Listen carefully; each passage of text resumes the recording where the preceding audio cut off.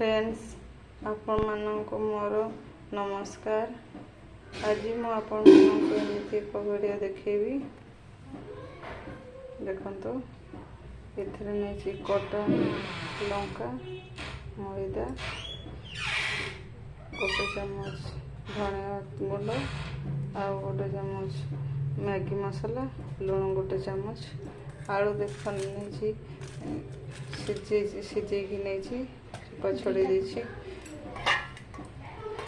तो 3टा अंडा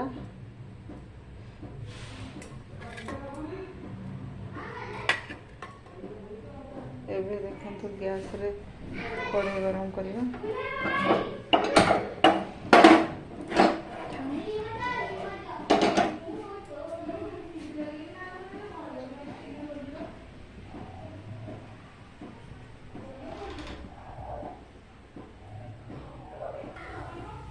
देखो अंडा फटे नौ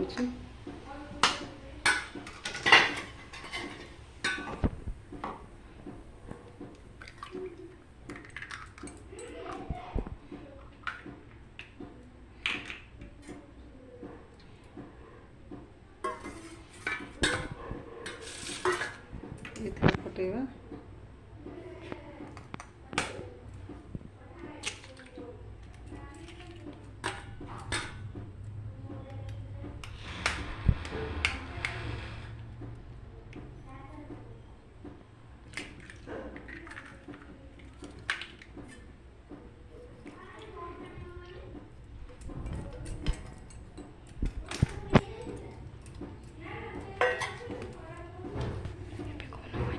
एबे मुझे अटा पकई मैदा पकई दूसरी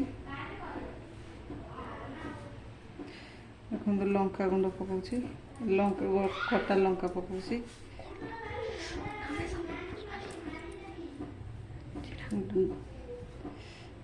धनिया गुंड पकाउची मैगी मसला लुण पकाउची तेल देखो तो आम भल भाव मिक्स करवा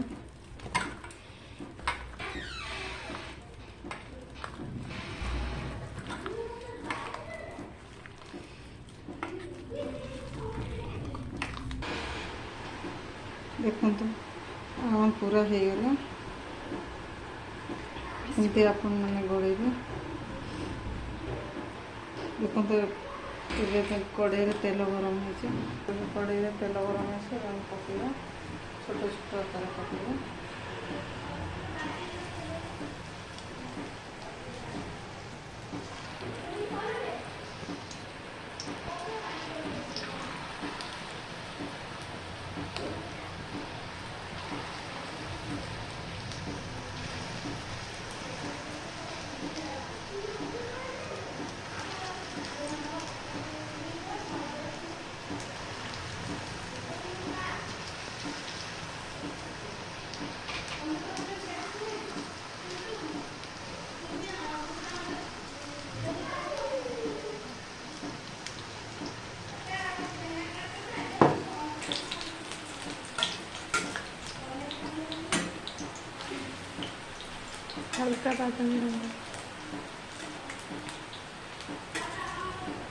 हल्का बादामी रंग होगा पर्यंत भाजतु।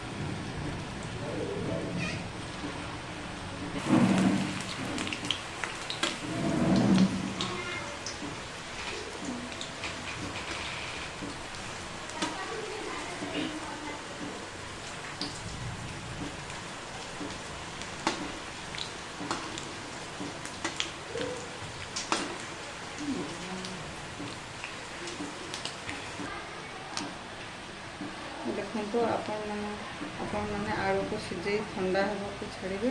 ଗୋଟିଏ ପାତ୍ରରେ ଅଣ୍ଡାକୁ ଫୁଟାଇ ତାକୁ ଫେଣ୍ଟନ୍ତୁ। ସିଝା ଆଳୁକୁ ଭଲ ଭାବେ ଚକଟି ସେଥିରେ ଅଣ୍ଡା ମିଶାଇ 2 ମିନିଟ୍ ଫେଣ୍ଟିବେ। ତାପରେ କଟା କଞ୍ଚା ଲଙ୍କା, ମଇଦା, ପାଉଁରୁଟି ଗୁଣ୍ଡ, ଧନିଆ ପତ୍ର ଗୁଣ୍ଡ ଓ ଜିରା ଗୁଣ୍ଡକୁ ମିଶାଇ ଘୋଡ଼ାଇ ରଖନ୍ତୁ। ପ୍ୟାନ୍ରେ ତେଲ ଗରମ କରି ସେଥିରେ ଆଳୁକୁ ଛୋଟ ଛୋଟ ଗୁଳା କରି 2 ପାଖରେ ହାଲକା ବାଦାମୀ ହେବା ପର୍ଯ୍ୟନ୍ତ ଭାଜିବେ। ତାପରେ ଆଳୁ ଥଣ୍ଡା ବରାକୁ ପାତ୍ରରେ ବାହାର କରି ଚାଟ୍ ମସଲା ସହିତ ସସ୍ କରି ଖାଇବେ।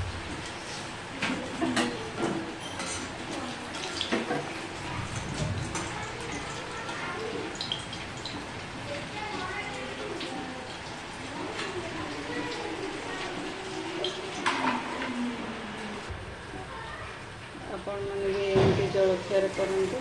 ସକାଳେ ସନ୍ଧ୍ୟାରେ ଯେତେବେଳେ କଲେ ଆପଣ ଜଳଖିଆରେ ଖାଇପାରିବେ। ଦେଖନ୍ତୁ ଭିଡ଼ିଓଟିକୁ ନିଶ୍ଚିତ ଆପଣମାନେ ଟ୍ରାଏ କରନ୍ତୁ। ଯଦି ଭିଡ଼ିଓଟି ଭଲ ଲାଗିଥାଏ ମୋତେ କମେଣ୍ଟ କରି ଜଣାନ୍ତୁ। ସାଙ୍ଗମାନଙ୍କ ସହିତ ସେୟାର କରନ୍ତୁ ଓ ମୋ ଭିଡ଼ିଓକୁ ଲାଇକ୍ କରନ୍ତୁ। ଏମିତି ଆହୁରି ଭିଡ଼ିଓ ନେଇ ଆସିବି ଆପଣମାନଙ୍କ ପାଖକୁ।